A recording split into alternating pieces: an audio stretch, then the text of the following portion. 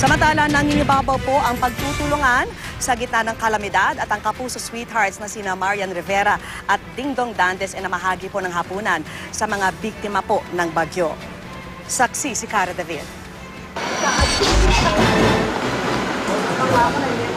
Sa gitna ng pagbaha sa Barangay Mariblo sa Quezon City, libreng sakay sa mga bangkang gawa sa drum ang alok ng ilang malikhaing residente sa mga stranded.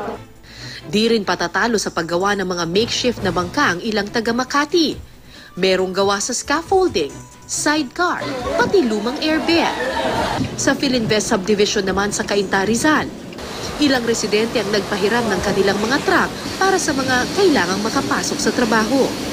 Sa Roxas District, Quezon City, bukas palad ding tumulong ang kapuso sweethearts na sina Dingdong Dantes at Marian Rivera. Ipinamahagi nila sa mga residente ang pagkaing para sana sa kanilang taping na nakansela dahil sa masamang panahon. Sa Bacoor, Cavite naman, nakuna ni Youth Cooper Glenn de Los Santos ang lalaking ito na hinahawi ang mga basura para di na bumara sa isang hanging bridge. Runding nakahanap pa ng mapaglilibangan, gaya ng mga binatilyong ito na enjoy sa paglalaro ng basketball sa gitna ng baha.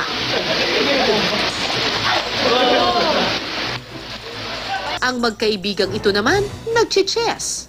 Habang ang isang ito nagpaikot-ikot sa baha gamit ang jet ski.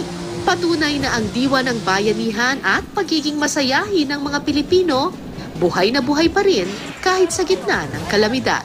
Ako po si Cara David, ang inyong saksi.